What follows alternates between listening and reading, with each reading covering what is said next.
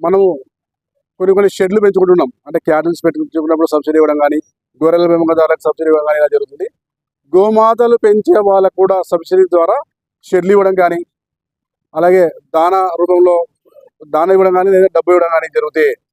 ఇంటింటికి ఒక గోమాత పెంచడానికి రైతులు సిద్ధంగా ఉన్నారు. మేము ఒక రైతులమే కోడుమూరు గ్రామంలో. గోమాతని ఇస్తే ఖచ్చితంగా పెంచుకునే వాళ్ళు ఉన్నారు.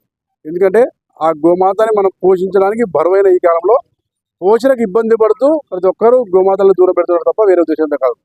అందుకే ప్రభుత్వాలు కూడా గోమాతలను పెంచే అవకాశాలు కల్పిస్తూ వాటికి దాన ఖర్చును కానీ లేదా గోమాతలను ఉచితంగా ఇవ్వడం కానీ ఈ కార్యక్రమం చేపడితే ఖచ్చితంగా గోమాత సంరక్షణ పెరుగుతూ గోమాతలు వందల వేల లక్షల గోమాతలు పెరిగినప్పుడు మనం నిజంగా ఆనందమైన జీవితం గడుపుతాం. ఎందుకంటే గోమాతలు తిరగాడిన నేల దేవతలు తిరగాడిన నేల అంత అద్భుతం అని చెప్పి వేద పండితులు సైతం తెలియజేస్తున్నారు. కాబట్టి ఇంత మంచి కార్యక్రమం శ్రీకారం చుట్టవలసిందిగా ఆంధ్రప్రదేశ్ ప్రభుత్వానికి విజ్ఞప్తి చేస్తున్నాము. సహాయం చేయండి, సహకరించండి, గోమాతను జాతీయ ప్రాణిగా ప్రకటించండి. అదే మా నిదానంగా కొనసాగుతుంది. జై గోమాత, జై గోమాత. నా పేరు ఎద్దుల మహేశ్వరుడి. హరిహర క్షేత్ర శ్రీ లక్ష్మీ వెంకటేశ్వర స్వామి దేవస్థానంకి ధర్మకథగా ఉన్నాను కోడుమూరు. గోమాతను మనము జాతీయ ప్రాణిగా తప్పకుండా ప్రకటించాలని సమయం ఆసనమైనది. ఎందుకంటే మనము తినే ఆహారం మొత్తం పూర్తిగా విషతుల్యమై ఉంది.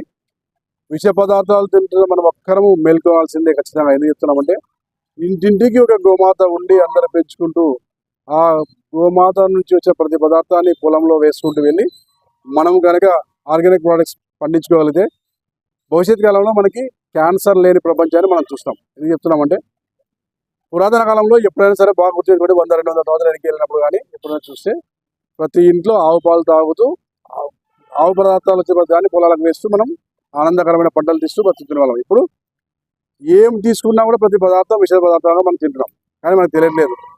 అది తెలుసుకోవడానికి సమయం ఆసనమైనది. ప్రతి ఒక్కరూ గోమాతని తల్లిగా చూస్తూ మనము మన అమ్మవారిని జాతీయ ప్రాణిగా ప్రకటిస్తే గో సంపద పెరుగుతూ వెళ్తుంది. 100, 200, 100, 1000 అవుతుంది. అయినప్పుడు ఏమవుతుందంటే మనకు ఆ గోపదార్థాల ద్వారా రైతులకు నిజమైన వ్యవసాయం దొరుకుతుంది. ఆ వ్యవసాయం దొరికినప్పుడు మనం అందరం ఆనందమైన జీవితం గడుపుతాం. అందుకే ఇంత మంచి అవకాశం మనకు వచ్చింది ఈరోజు. చాలా సుదినం. చెప్తున్నామంటే గోమాతని జాతీయ ప్రాణిగా ప్రకటించే అవకాశం ఇచ్చిన ప్రతి ఒక్కరికి గోప్రేమిలకు అందరికీ హృదయపూర్వక ధన్యవాదాలు తెలియజేస్తుంది వెంకటేశ్వర స్వామి దేవస్థాన కమిటీ కోడుమూరు. నా పేరు ఎద్దుల మహేశ్వరుడు. థ్యాంక్ యూ అన్నయ్య, థ్యాంక్ యూ వెరీ మచ్.